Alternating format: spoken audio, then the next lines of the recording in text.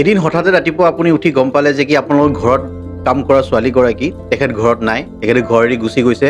আপুনি তেখেতক ফোন কৰিব বিচাৰিছে, তেখেতৰ ফোনত পোৱা নাই, তেওঁলোকৰ ঘৰত আপুনি ফোন কৰি খবৰ লৈছে, কিন্তু তেওঁ ঘৰতো যোৱা নাই। তো সেইখিনি সময়ত আপোনাৰ বহুত বেছি ভয় লাগে যে ক'ত গ'ল।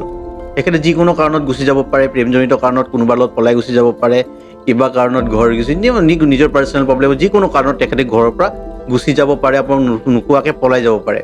তো এইখিনি সময়ত যাৰ ঘৰত সেই ছোৱালীগৰাকী আছিল, তেওঁলোকৰ মানুহখিনিৰ মাজত বহুত বেছি এটা ভয় সোমাই যায় যে কি হ'ল, কি হ'ব, আপোনালোকৰ ওপৰত কিবা এতিয়া একশ্যন হ'ব নেকি, কিবা এলিগেশ্যনছ হ'ব নেকি, আপোনালোকক এৰেষ্ট কৰিব নেকি পুলিচে, এনেকুৱা ধৰণৰ নানা ধৰণৰ এটা কথা এটা আহি পৰে, ভয় খোৱা যায়।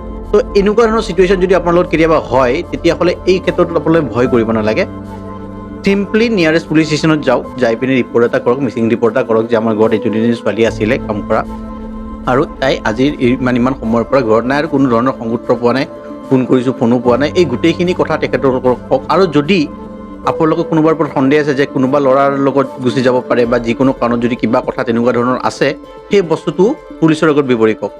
তেতিয়া আপোনালোকে ভৱিষ্যতে হ'বলগীয়া যদি কিবা অসুবিধা, কিবা প্ৰব্লেম হৈ যায় ভৱিষ্যতে, তেতিয়াহ'লে সেই বস্তুটোৰ পৰা আপোনালোকে ছেফ ছাইড এটাত অহাৰ কাৰণে সাজু হৈ থাকিব।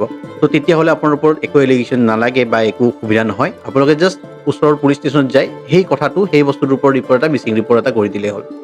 যদি এই কামটো নকৰে, তেতিয়াহ'লে আপোনালোকে বিপদত পৰিব পাৰে।